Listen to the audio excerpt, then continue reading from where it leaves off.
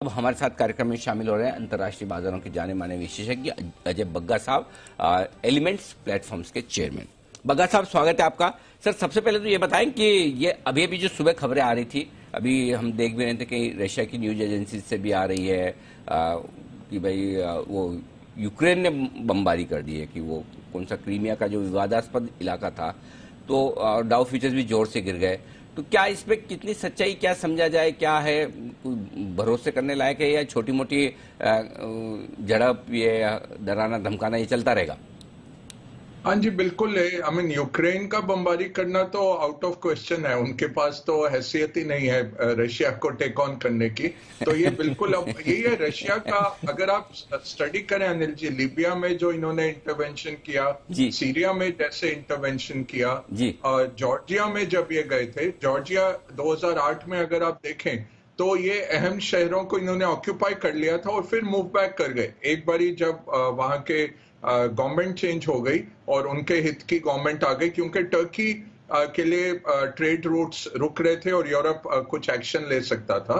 Syria में देखें तो इन्होंने सिर्फ एरियल बमबारी की है और मर्सिनरीज भेजे हैं, पैसे भेजे हैं उनको। ईरान ने सप्लाई किए हैं फाइटर्स सीरिया में। लीबिया में भी इन्होंने केवल पैसे भेजे और मर्सिनरीज भेजे।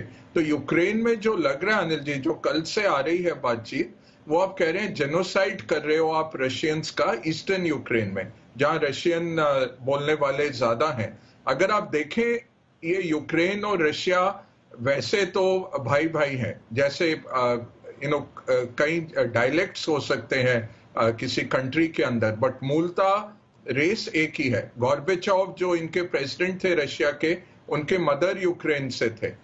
इनके दो प्रेसिडेंट, क्रस्चेव और ब्रेजनेव, दोनों यूक्रेनी थे। और क्रस्चेव ने क्रीमिया दिया था यूक्रेन को उस टाइम गिफ्ट में, जब वो प्रेसिडेंट होते थे। तो होते तो ये एक ही थे। और बहुत ऐसे हैं कि जैसे नॉर्थ कोरिया, साउथ कोरिया में वो है रिलेटिव्स अक्रॉस द बॉर्डर हैं, इंटररेशियल मैरिज है बहुत। तो आसान नहीं है। बट ये क्या दिखा रहे हैं कि आप जेनोसाइड कर रहे हैं ईस्टर्न यूक्रेन में, और यूएनओ अलाउ करता है। अगर आप मिलिट्री कार्रवाई करते हैं जेनोसाइड को रोकने के लिए, तो कोई आपको रोक नहीं सकता है। तो ये रशिया का अब ये नया पैंतरा निकल रहा है कि आप उधर रशियन मूल के लोगों को मार रहे हैं और इसलिए वो हो सकता है कि आक्रमण करें। अभी भी लगता तो नहीं, उम्मीद तो है कि कुछ डिप्लोमेटिक हल निकल आएगा इसका। और बेस्ट हल यही है जो मैंने पिछली बारी भी कहा था, फिनलैंड जैसे बना दीजिए यूक्रेन को। फिनलैंड पूरे कोल्ड वॉर में नेटो का हिस्सा नहीं बना, बट रशिया के सैटेलाइट भी नहीं बना। बहुत अच्छी समृद्ध इकोनॉमी है फिनलैंड की और वेस्टर्नाइज्ड इकोनॉमी है, बट वो नेटो में नहीं आया ताकि रशिया को नहीं लगा कि मेरे बॉर्डर पे संकट आ गया है, और ना ही वो रशिया के पूरे सैटेलाइट बन के रह गया। तो यूक्रेन को ऐसा ही एक बफर जोन बनाना पड़ेगा, यही तरीका है। अभी ये हर एक को फेस सेविंग चाहिए। पुतिन भी पूरी तरह पीछे नहीं हटेंगे जब तक कि उनको ऐसा कुछ मिल ना जाए अपने डोमेस्टिक पॉपुलेशन के लिए। बाइडेन को भी चाहिए कि वो दिखाएं कि भाई मैं जिमी कार्टर नहीं हूं, मैं रोनाल्ड रीगन हूं और मैंने जंग टाली है। तो उससे पहले कोई मुड़ेगा नहीं। यूरोपियन शांति चाहते हैं, यूरोपियन पैसा बनाना चाहते हैं, वो बीच में फंस गए हैं। वो कह रहे हैं भाई अलास्का और साखलिन तुम्हारा बिल्कुल हाथ मिलाने के जगह है तुम्हारी, वहां पे लड़ाई करो, हमारे घर में आके तुम दोनों क्यों लड़ाई कर रहे हो। यूरोपियंस का ये सोचना है, वो चाहते हैं कि अमन आ जाए। अच्छा तो सर एक चीज बताओ, ये दोनों के बीच में झगड़े की जड़ क्या है और नेटो से क्या प्रॉब्लम है रूस को? अनिल जी, नेटो देखिए, जब वर्ल्ड वॉर 2 के बाद शुरू हुआ नेटो, आइसलैंड पहले कंट्री थी ज्वाइन करने की, रशिया को फर्क नहीं पड़ा। जब जर्मनी के दो भाग थे, जर्मनी दो में तकसीम हो गया था, एक रशियन जर्मनी था, बाकी यूके, फ्रांस और अमेरिका का ऑक्यूपाइड जो जर्मनी था, फेडरल रिपब्लिक ऑफ जर्मनी। जब federal Republic of Germany NATO में आता है 1959 में, तब बर्लिन वॉल खड़ी करता है रशिया कि भाई ये तो हमारे घर के पास आ रहे हैं।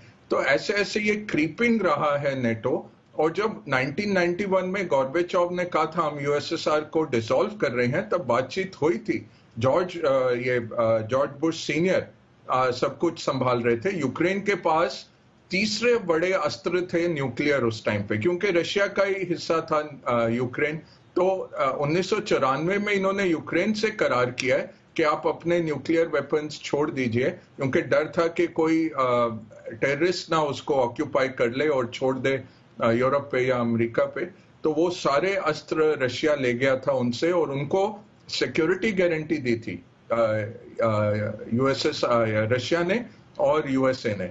वो रशिया ने कभी भी उसका पालन नहीं किया एग्रीमेंट का। तो ये नेटो धीरे धीरे बढ़ता जा रहा है। पिछले साल बल्गेरिया भी आ गया, मोल्डोवा भी आ गया, और ऊपर अगर आप देखें नॉर्थ में रशिया के एस्टोनिया, लिथुआनिया, लैटविया, जो रशिया ने ऑक्यूपाई कर लिए थे वर्ल्ड वॉर 2 के बाद, फिर उनको इंडिपेंडेंट किया 91 में जी, वो भी नेटो के हिस्से हो गए। तो रशिया ये कह रहा है भाई हमारे बिल्कुल आप घर के सामने मिसाइलें लगाने लग गए हो, तो मैं भी आके वेस्ट इंडीज में या क्यूबा में मिसाइलें लगाऊं, वो तो आप अलाउ नहीं करते। कैनेडी ने जंग का ऐलान कर दिया था जब क्यूबा में मिसाइलें आ गई थी रशिया की 1960s में जी। तो कह रहे हमारे घर के सामने तुम मिसाइलें लगा रहे हो, तो ये ठीक बात नहीं है। तो नेटो से जो इनसिक्योरिटी है रशिया की। दूसरा है कि रशिया सुपर पावर नहीं रहा 91 के बाद, सिर्फ डिफेंस में स्ट्रांग है। अगर आप पॉपुलेशन वाइज देखिए 140 मिलियन, अगर आप इकोनॉमी वाइज देखिए 1.8 ट्रिलियन डॉलर्स, भारत से भी कम इकोनॉमी रह गई है। तो रशिया चाह रहा है कि वो सेंटर ऑफ प्लेट रहे लोगों के लिए, सुपर पावर बना रहे यूरोप में। और रशिया के पीछे चाइना का भी खेल है। चाइना उसको सपोर्ट दे रहा है, नहीं तो रशिया इतना आगे नहीं बढ़ता। बट फिर भी लिबिया, सीरिया, जॉर्जिया, क्रीमिया 2014 का देख के, 2014 में अगर ये चाहते पूरा यूक्रेन ले जाते थे, यूक्रेन की आर्मी भी नहीं थी तैयार। अब यूक्रेन की 2.5 लाख की आर्मी है, रिजर्व्स वगैरह मिला के। उनके पास एंटी मिसाइल काफी चीजें हैं। वो नुकसान कर पाएंगे, झेल नहीं पाएंगे, 2-3 दिन झेल पाएंगे, बट नुकसान बहुत कर देंगे रशिया को। वो नुकसान कोई नहीं चाहता। रशियन सोल्जर्स मरे या टैंक गए या प्लेन गिरे तो पुतिन के अगेंस्ट बैकलैश बहुत हो जाता है। तो वो जंग कोई नहीं चाहता। बट ये छोड़ेंगे नहीं जब तक इनको ये नहीं मिल जाएगा कि नेटो में यूक्रेन ना जाए।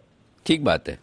तो ये पूरी की पूरी कहानी है, पूरा का पूरा बैकग्राउंड है। लेकिन इसमें एक बैकग्राउंड में है ना, वो बीच में मस्ती करने की आदत जो पड़ी हुई है अमेरिका की, हाँ, वो पूरी हो रही है, जिसको हम शादी में बुआ जी वाला मामला बोलते हैं, जिसको अब कुणाल जी बहुत अच्छी तरीके से समझ चुके हैं 1 फरवरी के बाद।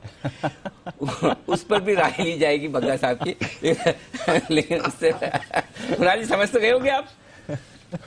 तो पूरा देश जानता है।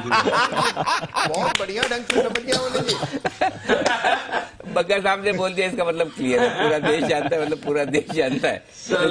और सर आप जान गए तो पूरा देश नहीं, पूरा विश्व जानेगा। ग्लोबल मार्केट्स के आज सबसे बड़े एक्सपर्ट आप हैं, तो पूरा विश्व भी जानेगा।